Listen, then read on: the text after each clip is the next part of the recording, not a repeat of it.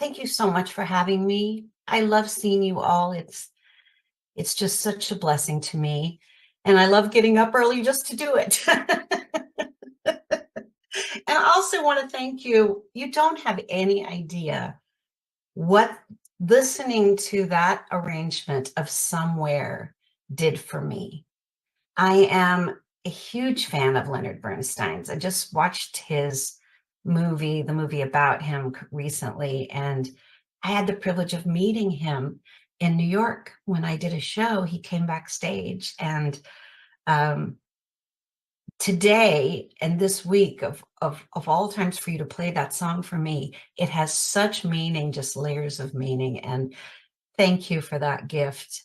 It's just part of the many gifts I receive from being with all of you. Thank you, C. So today we're going to explore 2 of our 12 powers. And just to remind you, most of you know, I'm sure, what the 12 powers are: attributes or abilities of our divine nature. They're inherent within us and we can draw on them anytime. They are like tools that we can use to manage the process of raising our consciousness to be more our Christ potential, our Christ consciousness.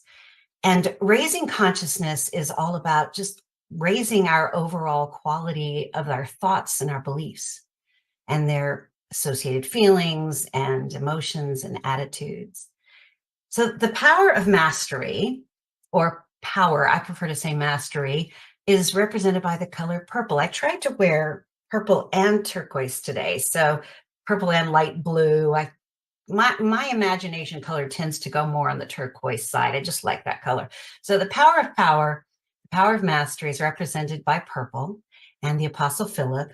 And it's the center that's located in our throat or our voice box, which I think is pretty easy to remember, because when you think about mastering your words, your thoughts, your feelings, your beliefs and actions, that's the center that you can think of.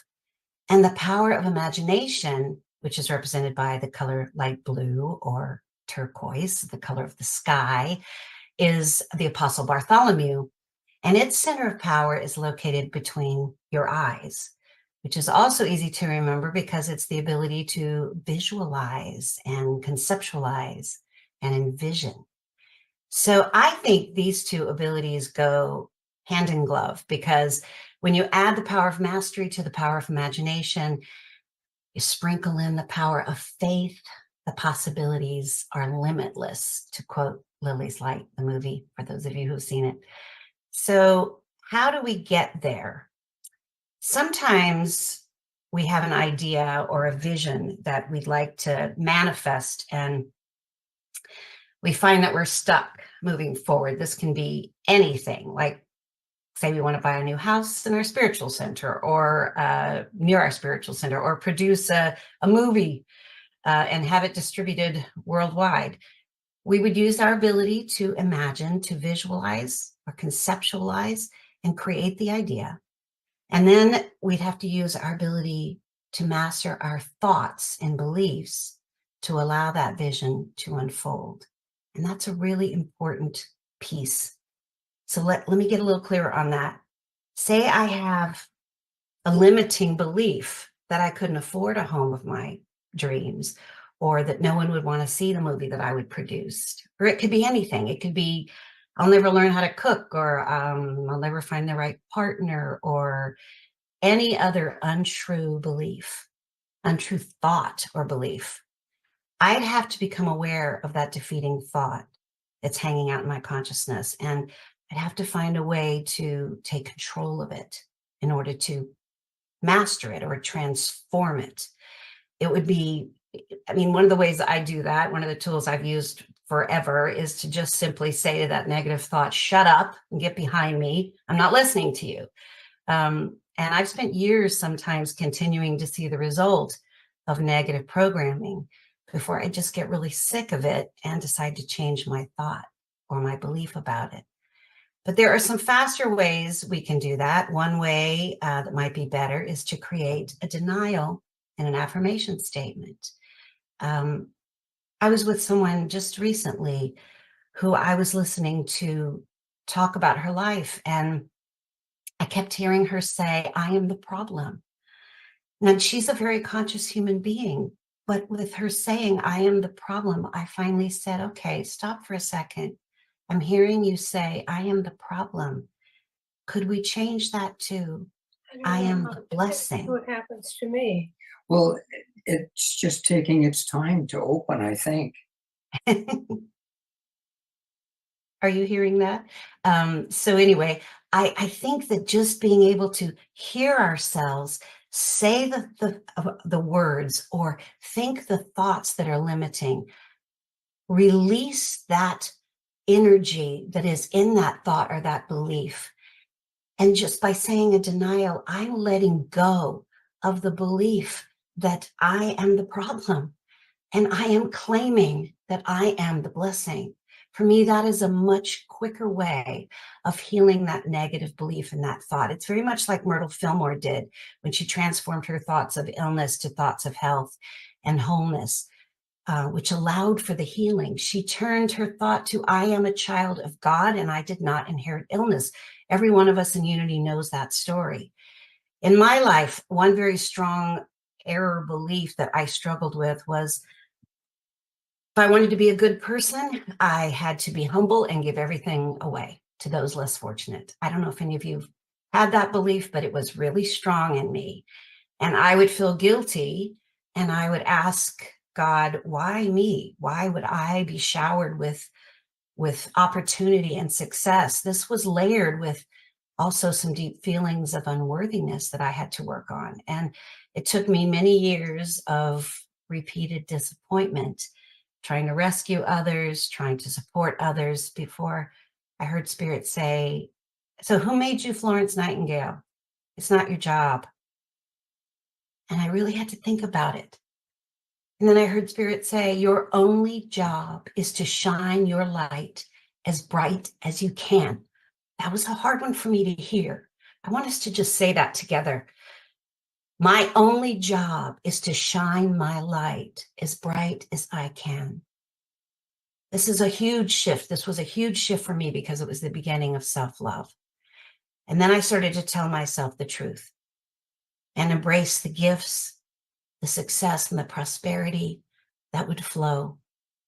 And I told my husband, Rick, when he first came into my life, watch out because my life is getting ready to change. I am going to build my dream house. I'm going to start a company where I can work from home. And the next part of the story is what inspired my talk title. So now you'll get to know why I see. Is it was a clear demonstration of using these tools to transform old negative beliefs. And so the story goes like this. When we set out to look for a new home, we visualized exactly what we wanted: a quiet neighborhood, away from the congestion of Los Angeles city life, a view, space for our studio, sanctuary for everyone who would enter. We actually looked at the house next door because that's the one that was on the market. And we loved the house next door, but it wasn't much bigger than the little house that we were moving from. We wanted to be closer to our spiritual center. When I remember Rick said, when you stepped out on the balcony of the house that we looked at next door, I looked over at what is now our house and said, I want that one. But we thought somebody already lived there. So we went back and saw the other house a couple of times, and then we wanted to meet the neighbors. So we went over to the house that I had desired and went to meet the neighbors to get a feeling for the neighborhood. And when I looked in the window, I saw the house was gutted. There were no walls, there were just studs. It was empty. And I knew intuitively that this was our house. So I asked the local real estate agent that we were working with if she could contact the owner, and she said, oh, he'll never sell. He bought this house for his daughter and he's planning to build it out. And I said, could you just call him and ask? And she did. To her surprise, the owner just entertained the idea of putting the house on the market to see if he'd get any bites. And it was a cash only listing because no bank would loan on a gutted house. And when the listed agent showed it to us, he pretended he was the brother of the owner. But I had a strong sense that he was actually the owner. And I really liked him. I really connected with him. I shared my vision of what I wanted to do in the house, of how I wanted to turn it into our dream home. And he showed us around the property with such pride. And one of the things that he loved the most about this house were these two white sapote trees. They're called, they have white sapote fruit. I don't know if you've heard of it. It's a South American fruit, and it's never in California. It's rather rare. But he said, I want you to try some of this fruit. And I said, it's very sweet. And I said, no, thank you. And he said, why, you don't like fruit? And I said, no, I do like fruit, but if I eat this fruit, this house is mine. And he laughed and he cut a piece of fruit and he said again, okay, here you go. And I said, if I eat this fruit, this house is mine. When we got back to the house, our real estate agent said to him, she really wants this house. Can you speak to the owner? And he said, you're looking at him. So not only did he let us have the house, he carried the loan for us to build it out and to have it financed by the bank. He's become one of our close friends and angels. And we have made this house our dream home. And you're all invited when you come to California to stay with us because we have plenty of guest rooms. So I think there's a metaphor here. I guess you could say the seed was planted with my imagination, was rooted with the mastery of my thoughts, and sprinkled with the water of my faith. And that led to the ripening of sweet fruit in the garden of my life. I like that. So the power of mastery is really important because, as I mentioned before, our state of consciousness is determined by the quality of our thoughts, ideas, beliefs, and images, and their related feelings, emotions, perceptions, and attitudes. It's more difficult to change our feelings, emotions, perceptions, and attitudes. So we need to work on our thoughts, our beliefs, our images, which will then impact our feelings, emotions, and perceptions. So this week, I want you to pay attention to your thoughts and feelings. Try to witness them. Sometimes the first clue that a thought, a belief, or image needs upgrading is a sensation in our body, a feeling, an emotion, or an attitude that we think of as unwanted or negative. We can feel this if we look closely. When we say a word, when we have a thought or an image, we can feel in our bodies that it's not resonating with the truth of our being. And once we identify that, we can get to work on releasing those thoughts because they're holding us back. I just stopped the video to try and save as much as I can here. And then we get to create new ones that support developing our Christ potential. And we don't have to do it all at once. We just need to upgrade one thought at a time. So make it easy on yourself. Just start with one thought. Maybe one thought a day would be a good practice. So now we get to turn our attention to the fun part. We get to turn our attention to creating new thoughts, to shifting into our power of imagination, where we can dream, envision, and conceptualize. I know some people, believe it or not, think that they don't have any imagination. That's none of us at Unity, because we all know the power of imagination. But some people really think they're not imaginative. And I discovered in my research for this talk that there are actually 8 types of imagination, which was really interesting to me. So we can share that. Thank you, C. Number 1 is effectuative imagination, which involves the combination of existing ideas and information to form a new idea. This can be triggered by random thoughts or memories of past experience.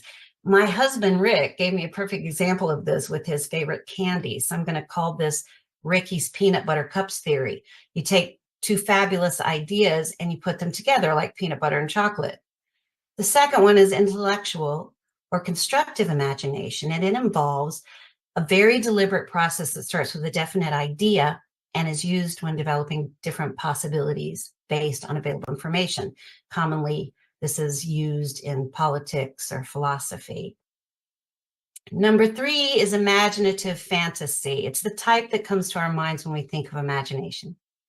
It involves generating new ideas from scratch that may not be rooted in reality. They're usually triggered by some source of inspiration that can lead us to create stories, pictures, poems, songs, anything, any idea, artwork, everything that you can think of. And the 4th one was very interesting to me because I wouldn't have thought of this at all. Empathy requires imagination to understand and feel something you haven't actually experienced personally. And feeling empathetic towards someone's situation might inspire you with a new idea. You might invent a life-changing product that will help millions, even if you don't need it for yourself. Or if you're a writer, you need to experience empathy so that you can write diverse characters. You can understand the nature of them. Number 5, strategic imagination. This was also new to me. It involves the ability to envision multiple possibilities of what could be and to weigh the possible risks, benefits, and outcomes. For example, someone who's an avid planner is likely to be someone who has a strong strategic imagination. Number 6 is emotional imagination. And an example would be imagining that a 3-headed monster is real and feeling the real emotions of fear as a result. When you go to the movies, you're using emotional imagination sometimes. This type is actually related to empathy. Number 7 is memory reconstruction. It's using our imagination to fill in the gaps in our memories, which we do all the times because our memories are selective and we reconstruct them to fit our worldview. It's a way of retrieving memories of people, things, or events. And number 8, I think it's probably one of our favorites, is dreams, the unconscious type of imagination. You can use your dreams as a source of inspiration for other creative endeavors. Keeping a dream journal can be a fun way to do that. I keep a recording device, my phone, right with the recorder on next to my bed because every now and then Spirit will wake me up with a melody or an idea. And I'll just in the middle of the night pick up my recorder and record it. I have a lot of little recordings on my phone in a very sleepy voice, but it helps me remember them the next morning. So I hope this was interesting to you. I found it really enlightening. And now we're going to turn to the next slide. Because when we're speaking about imagination, I have to mention Neville Goddard. I mentioned him to you before. You might have heard of him. Neville Goddard was a pioneer in the New Thought movement, and he was the author of many books, but one of them was The Power of Imagination. He was all about imagination. So you can look him up. You can listen to some of his videos on YouTube. There are a lot of them. And it's from, I think, even the 40s, the 30s and 40s. According to Neville Goddard, imagination and faith are the secrets of creation. And I would agree with him. He also said an awakened imagination works with a purpose. It creates and conserves the desirable and transforms or destroys the undesirable. That is a powerful message. Our imagination can be a great tool to use along with our power, our ability of mastery, because we can use our imagination to create new desirable thoughts or to disempower or transform the unwanted ones. We can use our imagination to do both things. And number 3, the next slide, in the words of Neville Goddard, the world in which we live is a world of imagination. And man, through his imaginal activities, creates the realities and the circumstances of life. This he does either knowingly or unknowingly. All men possess the power to create reality, but this power sleeps when not consciously exercised. Men live in the very heart of creation, the human imagination. So exercising our imagination can lead to more creativity, innovative solutions to problems, overcoming blocks, or simply having more fun channeling your inner child. And as we know from Charles Fillmore, it's the childlike mind that finds the kingdom. So by adding the power of mastery to our power of imagination, the sky's the limit. And that's one of my favorite sayings. I have a little silver book, a paperweight sitting around on my desk that says the sky's the limit. We can create our heaven on earth, our divine purpose. You know, when we're kids, there's no resistance energy to our imagination and our dreams. The main reason that we become less imaginative as we age is that we learn more about the world around us and we begin to believe what is or isn't possible by the world standards. And thus affects our creativity. When you're a child, you might think that you could become a ballerina one day and you might just dance around your living room and spin all around holding the image of becoming a ballerina. But as you grow up, your childhood dreams might fade because you begin to learn that imagination has less value, you know? And I want to remind you today to give your imagination more value. Let yourself indulge. It's like our organs. The ones we use more get more powerful with time, and the ones that we use less get weaker. I want to say that again. Give your imagination more value. It's like our organs. The ones we use more get more powerful with time, and the ones that we use less get weaker. So simply said, our imagination and feelings of wonder weaken due to lack of use, just like anything else in our body. This is often reinforced by people who teach us to stop acting like children and to grow up.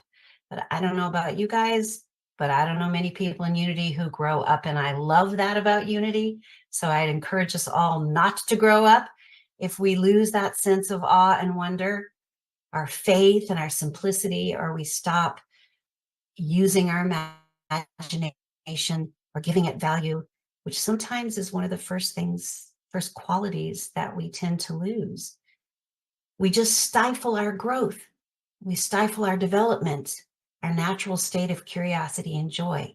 We need that spark to keep creating, to keep dreaming, to keep visualizing, to keep imagining, just as the song said. As my first teacher, Dr. Sue Sicking, said, let us learn to dream dreams and have visions of beauty and wonder beyond all we have seen or read about. I just say, let's become curious children again. We can use our abilities of mastery and imagination to transform any belief or thought.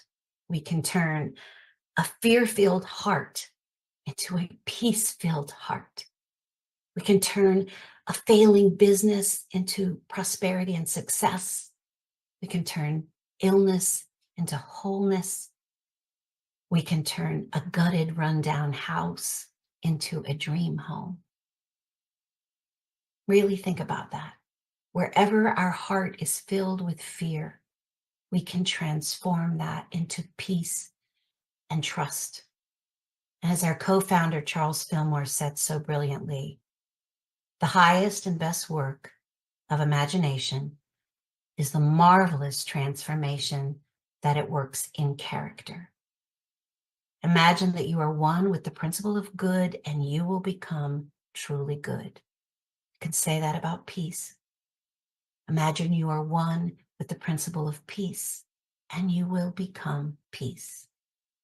I'll leave you with one last message from Neville. You are, at this very moment, drawing into your world that which you are now conscious of being. If you're dissatisfied with your present expression in life, the only way to change it is to take your attention away from that which seems so real to you and rise in consciousness to that which you desire to be. You cannot serve two masters. Therefore, to take your attention from one state of consciousness, that which you do not wish to experience, and place it upon another, that which you do wish to experience, is to die to one and live to the other. I hope that we can live the life of our dreams. I'm knowing that we can. If we can imagine it and master any thoughts that hold us back, we can taste the sweet fruit in the garden of our lives. And just like the song Keep Imagining said, every moment of creation, dreams are being born. So close your eyes, imagine it's your dreams taking form. When you can align the designs in your mind, then you create it all. Thank you for having me. I'm so grateful to be here, and have a blessed week. So now I think it's time for us to center ourselves for meditation. Let's take a collective breath together, release it, and simply allow ourselves to just be here right now in this sacred space together. Let's feel the loving energy of everyone present. Take another deep breath. Let your shoulders gently relax. Rest your hands. Relax your feet.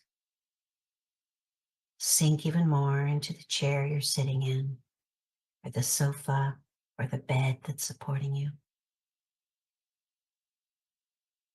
Now I want you to picture a serene place, a place that brings you great comfort, a peaceful and relaxing place. Any scenario you can imagine. Put yourself right there in the middle of this peaceful and relaxing scene. Now I want you to really transport there. Look around and take all of it in. Use your senses to experience the sights around you, the sounds, the smells, the textures, and any physical sensations of where you are in this perfect scene. Maybe you find yourself near a brook, or lying in a meadow, or on a warm beach listening to the sounds of the surf, or the seagulls are flying by, or the wind is gently blowing over your face. Take a breath. What do you smell? Sweet flowers, fresh air. What do you hear? The waves, children playing in the distance. What do you feel? Warm sand, soft grass, comfy chair. Just feel the way you're feeling right now. Don't pay any attention to any other thoughts that may cross your mind. Just become a little more aware of what you're experiencing in this peaceful state, in this relaxing scenario. Now use your imagination to bring the images, sounds, and smells, and even more sensations to life for you. Maybe see the scene in more vivid color, as if you're in a movie where you've turned up the saturation. And the sounds now create maybe a relaxing tune or a soothing hum for your ears that grows. And the smells are just divine and comforting. Maybe you're bringing in all your favorite smells. Let's just rest right here in this paradise for a moment longer.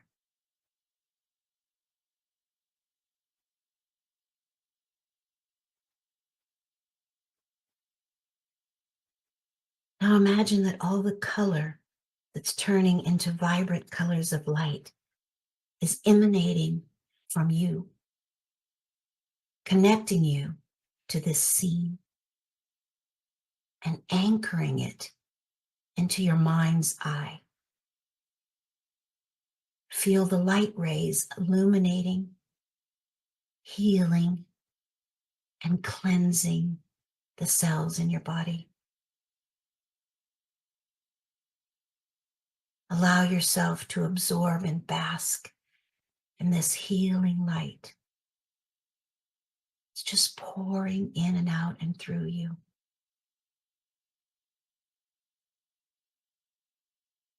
And as you allow yourself to absorb and bask in this healing light, feel the wave of gratitude wash over you for this time and for this place. As we feel this gratitude, thank yourself for allowing yourself to go deep into this beautiful place. And we start preparing to return to this present moment. We bring with us all the feelings of relaxation and peace that we've anchored in. Bring them all back. Begin to feel the chair or the sofa or the bed that you're lying on. Move your fingers and toes. And when you're ready, allow yourself to become fully back.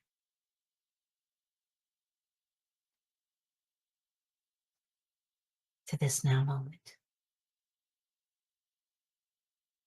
And so it is.